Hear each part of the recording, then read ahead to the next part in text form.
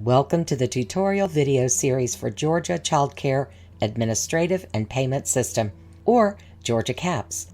In this video, we will guide you through the steps to submit change requests to the GACAPS team. Several types of requests can be submitted in Georgia GACAPS. If you want to change existing information related to your facility or submit requests related to provider details, provider rates, or attendance issues, you can do so within Georgia GACAPS. Now, let's look at how you can find and submit requests from the portal. First, log into the provider portal and navigate to the provider dashboard. You can watch the provider dashboard video to learn more. On the side panel menu, select Request Change. There are 7 request types to choose from, which include Update banking information, applicable for all provider types. Child no longer attends facility, applicable for all provider types. Published rates for providers for all children attending, for licensed and exempt providers only. Rates for children with disabilities, applicable for all provider types. Rates for evening night care, applicable for licensed and exempt providers only. Update contact information, applicable for informal providers only. Update provider name, applicable for informal providers only. Temporary closing, applicable for all provider types. Please note, based on current policy, certain request types might not be shown.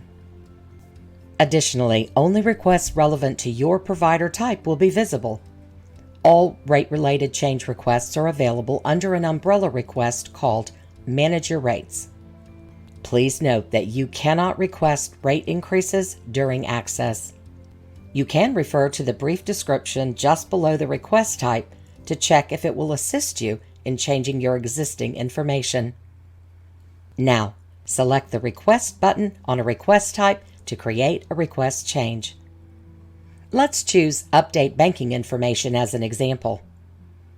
When you select the Request button, a form will open up for you.